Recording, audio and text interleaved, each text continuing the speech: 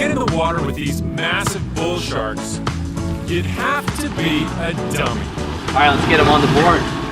That's exactly why Nathan Garrison brought Bernie here. And up top. We're here in beautiful Bimini, Bahamas, the home of a wide variety of shark species in very clear water, which makes it an ideal place to test and observe sharks in their natural environment. Today we're going to be testing the Modem shark leash against some large bull sharks in a variety of different scenarios using a baited dummy. All right, Davis, let's bait this foot. Nate is developing a wearable shark-repelling technology designed specifically for surfers. Surfers account for roughly 40 to 50% of attacks, and we want to create the most realistic scenario possible. My best friend got bit by a bull shark when we were teenagers. It was a pretty scary experience. It ripped him off of his board, pulled him underneath the water, and tore up his foot pretty bad. Nate hopes he can stop that from happening to others.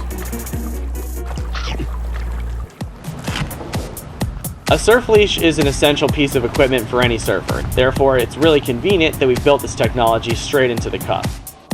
The shark leash is always on and it uses no batteries and requires no charging. We'll start the testing today having Bernie on his surfboard with his leg dangling off, mimicking a realistic scenario of a surfer waiting for a wave.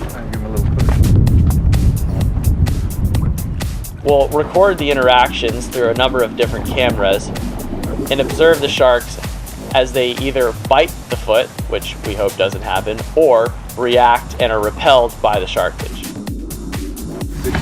Most sharks we've ever had around Bernie right now. Everybody knows that humans have 5 senses, but sharks actually have 7. Going for it, turning away, yep. And the coolest that's unique to sharks is the electrical sense, which they've evolved over millions of years. The shark leash contains our patented Sharkbanz technology, which utilizes powerful permanent magnets to create an electromagnetic field that disrupts a shark's electrical sense. No bites. Exactly what Nate wanted, but Bernie isn't off the hook yet. Now that this first test was successful, we want to step up the game a little bit by taking an entire fish, putting it outside the sock so that the sharks can see and smell the bait. We throw a bait in the water to entice the sharks even more and really get them riled up and in a feeding frenzy. When the sharks are in a feeding frenzy, it's not a natural environment that people will encounter while they're surfing, but it really puts the product to the test.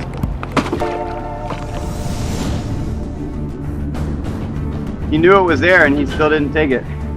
Unbelievable. Making another pass.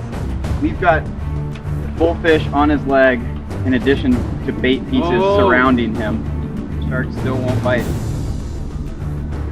Here he comes. Oh, nice turn. Looked right at the fish and went away. Bernie's been out for about 10 minutes now, and despite having a big fish on the outside of his foot, we've had no bites. All right. Another successful test. Clean foot, clean leg. Let's take this off. Now they want to see what'll happen to Bernie without any protection. If a shark never bit Bernie, then we wouldn't have any way of knowing whether Bernie was scaring him off or whether it was the shark leash. So it's important for us to remove the shark leash, keep the bait on the foot, and see if the sharks will take a bite. The sharks are starting to circle and they're getting more aggressive by the second. Yeah! Oh! Bernie! Davis!